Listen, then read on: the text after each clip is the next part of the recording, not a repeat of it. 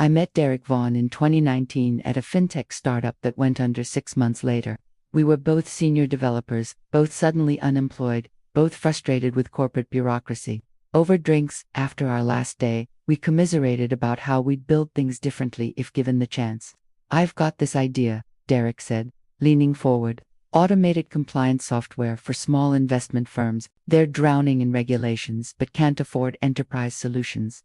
I saw the potential immediately. The regtech space is exploding, but it needs someone who understands both the technical architecture and the financial regulations. "Exactly," Derek said. "I've got the business development side, the connections in finance. You've got the technical chops to actually build it." Partners. We shook hands that night.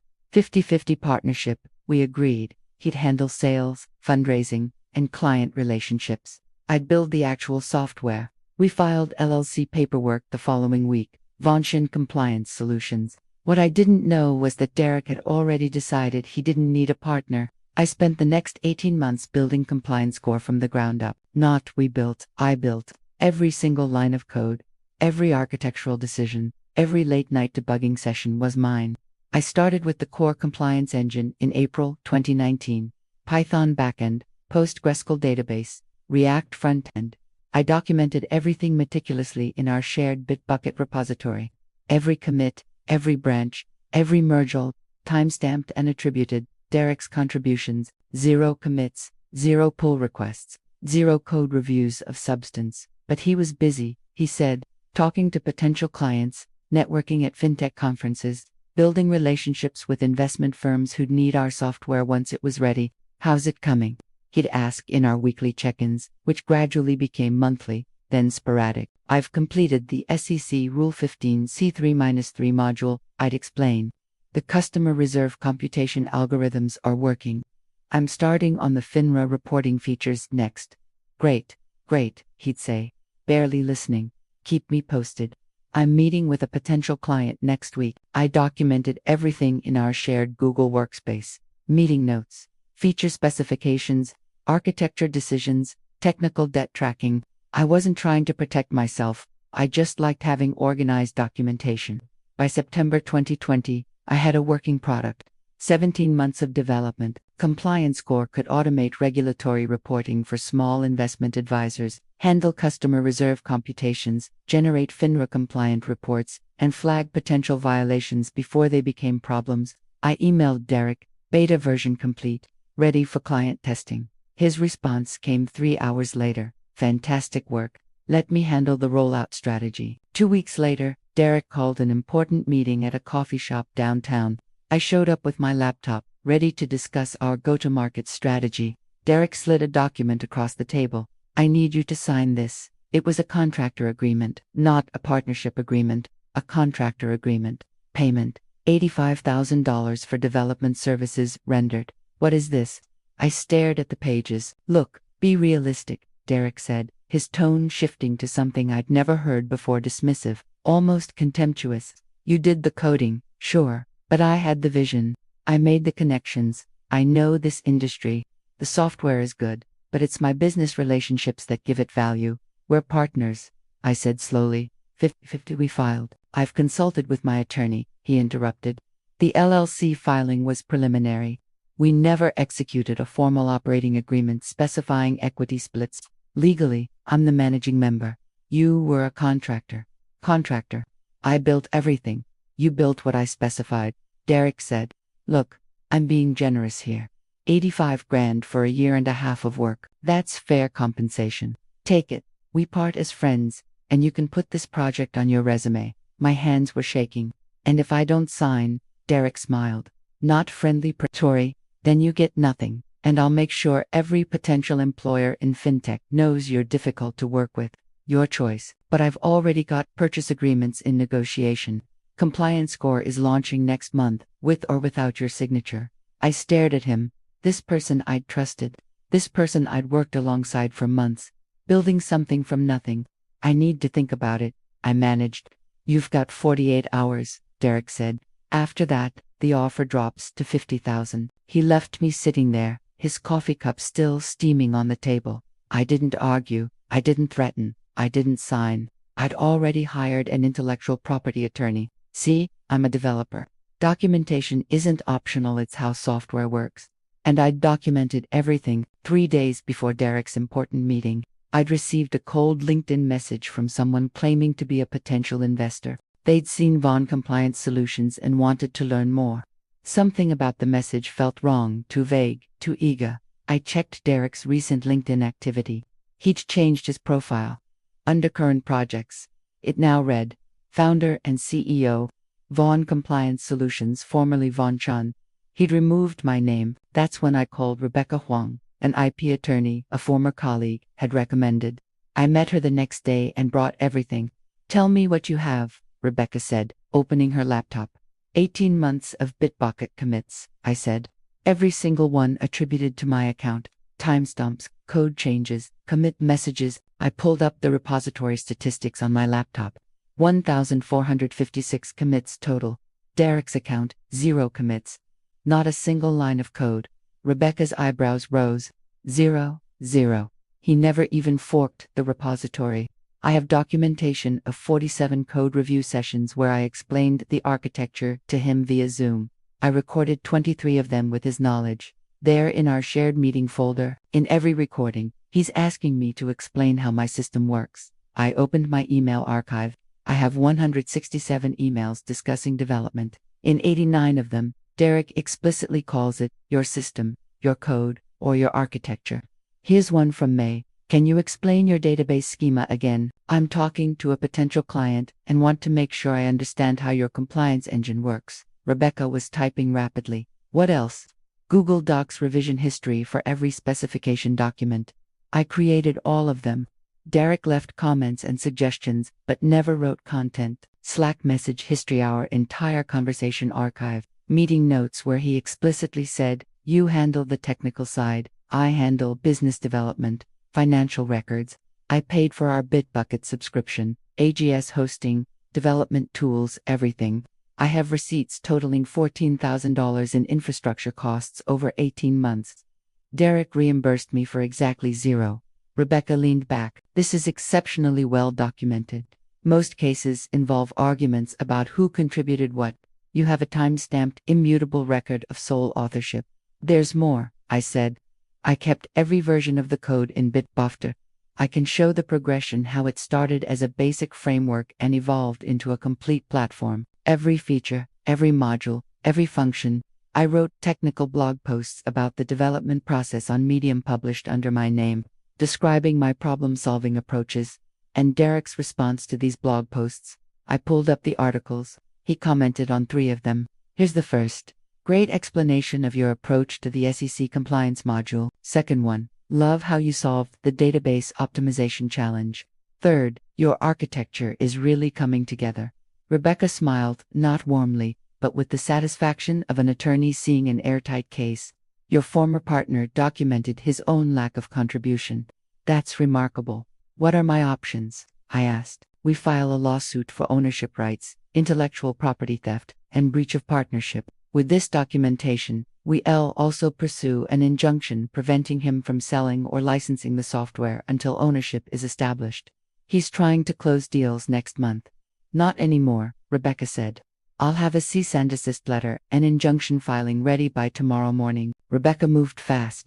By 6 a.m. the next day, Derek received a certified letter at his home address and his attorney's office. The letter detailed, * 1456 Bitbucket, commits attributed solely to my account, * 0 commits from Derek's account, * complete commit history, establishing sole authorship, * 167 emails with Derek acknowledging your code and your system, * 47 documented code review sessions, * $14,000 in infrastructure costs I'd paid, * 23 recorded meetings where Derek admitted technical ignorance, * Medium blog posts documenting my development process, * Google Docs revision history showing sole content creation. The letter concluded with immediate demands. Cease all sales negotiations. Cease all marketing of the software. Cease all claims of authorship or ownership, and prepare for litigation.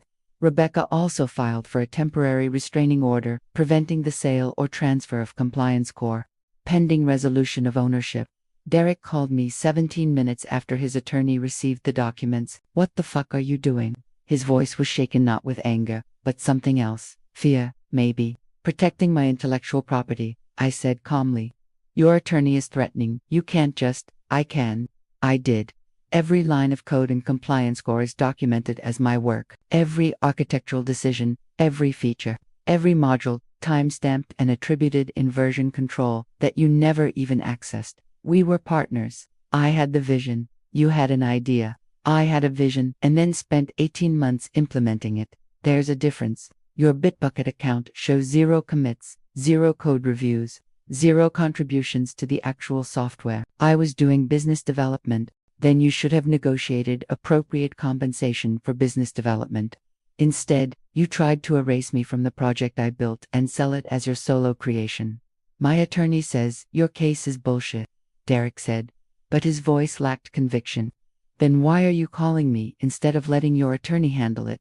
Silence. You posted on LinkedIn about your solo journey, I continued. You told the corporation you're negotiating with that you're the sole creator. I have screenshots. You're not just stealing IP, you're committing fraud. I never meant to look. We can work this out. I'll give you 20%. No, 30. We'll formalize it. Too late, I said. I'm done negotiating with someone who tried to cut me out with a lowball contractor agreement. See you in court. I hung up. The corporation Derek had been negotiating with a major financial services firm, ILL called Horizon Financial, had been planning to announce the acquisition within 2 weeks.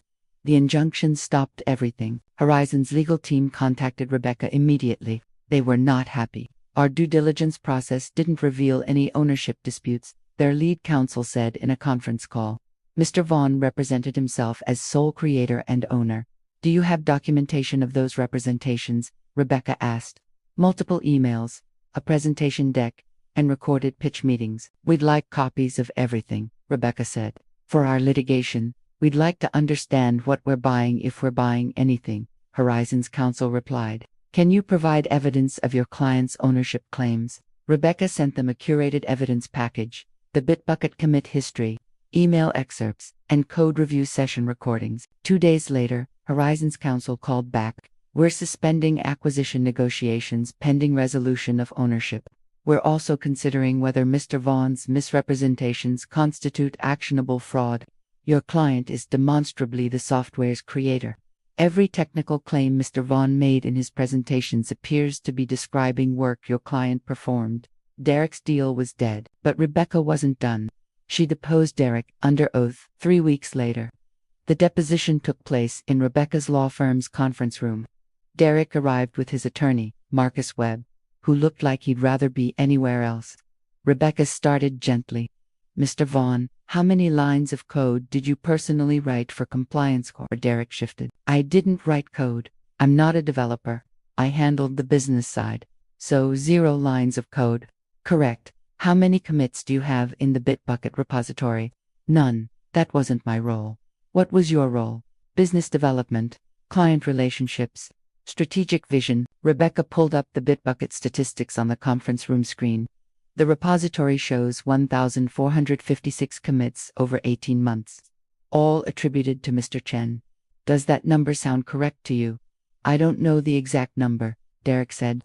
Did you ever review the code Mr. Chen wrote? I'm not technical enough to review code. We have 47 documented code review sessions where Mr. Chen explained the software architecture to you. In 23 of those sessions, recorded with your knowledge, you asked basic questions about how the software worked.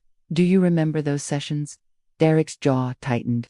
I wanted to understand the product I was selling. You were selling a product you didn't build and couldn't explain without Mr. Chen's help.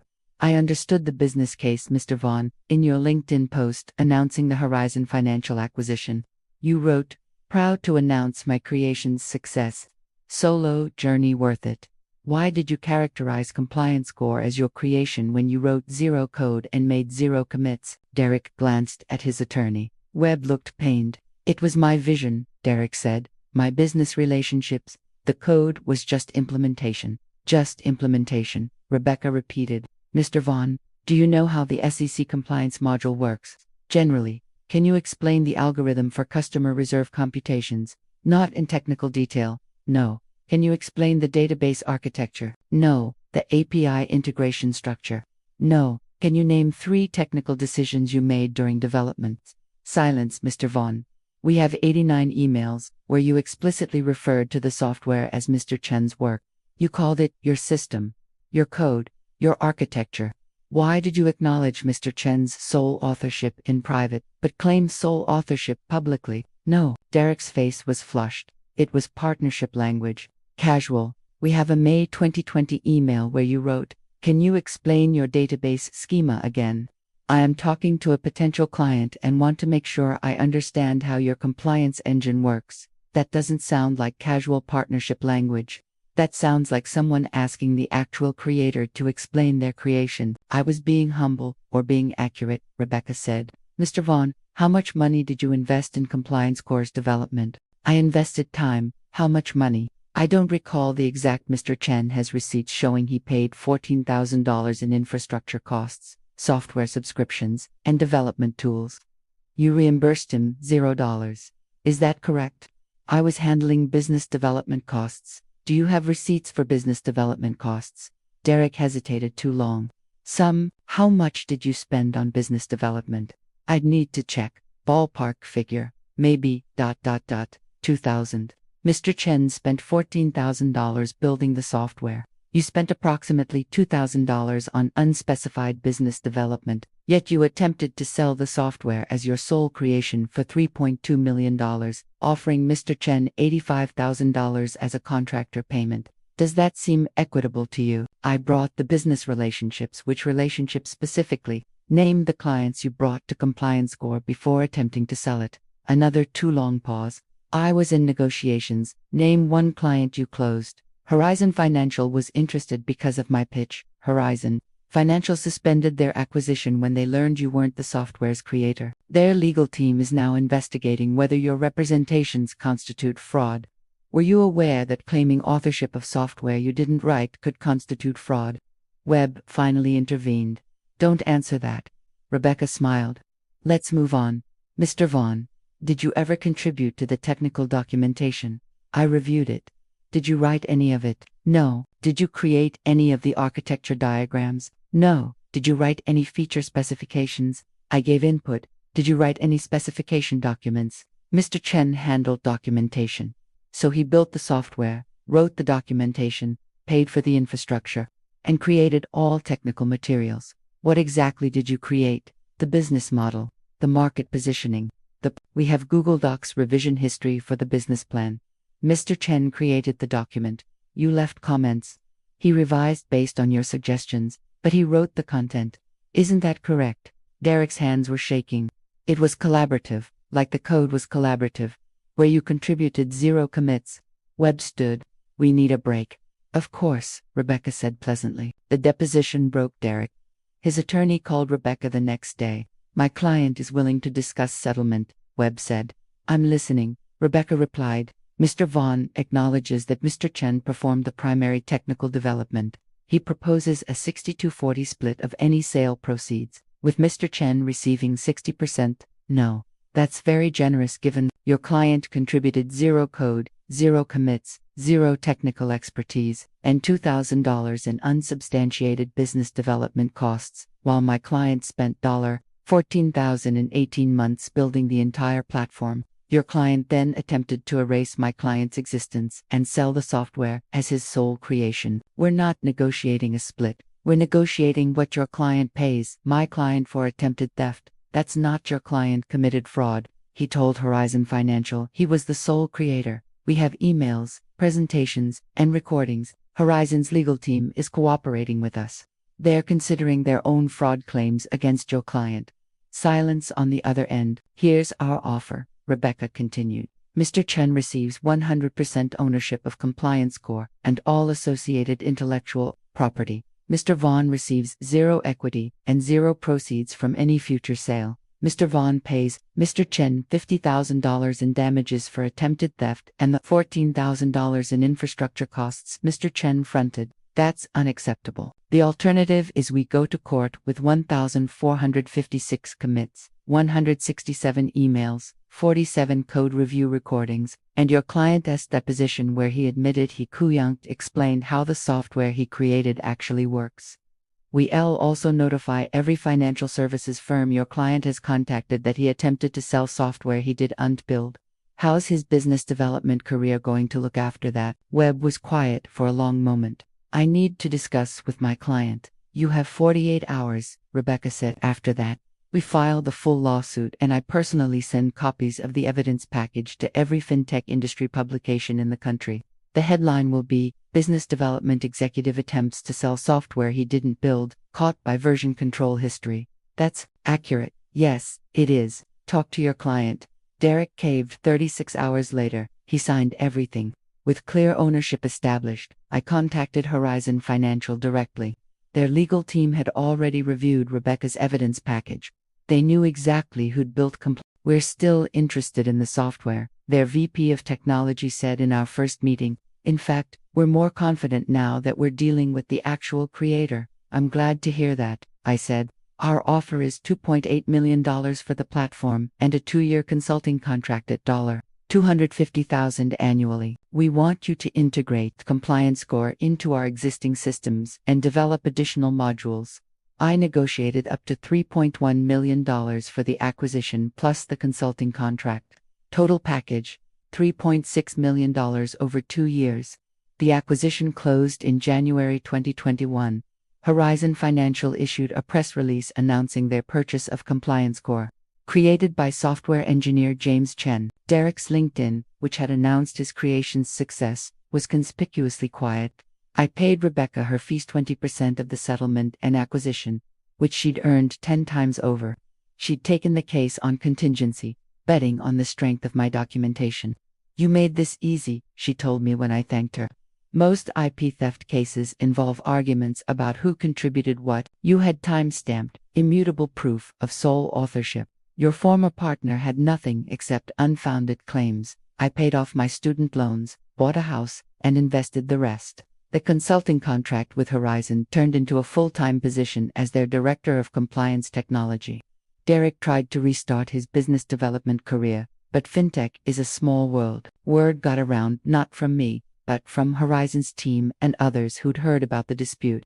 His LinkedIn shows sporadic consulting work now. Last I checked, he'd moved to a different industry entirely. I occasionally get messages from other developers who've found themselves in similar situations, partners or employers, trying to claim credit for their work. My advice is always the same. Document everything, every commit, every email, every meeting note, every architectural decision. Use version control religiously. Keep contemporaneous records. Don't trust that partnerships will remain fair when money enters the picture. Code doesn't lie. Timestamps don't lie. Commit history doesn't lie. Derek learned that the hard way. I learned it too, but I learned it in time before he could steal 18 months of my work and erase me from my own creation. My 1,456 commits told the truth when it mattered most.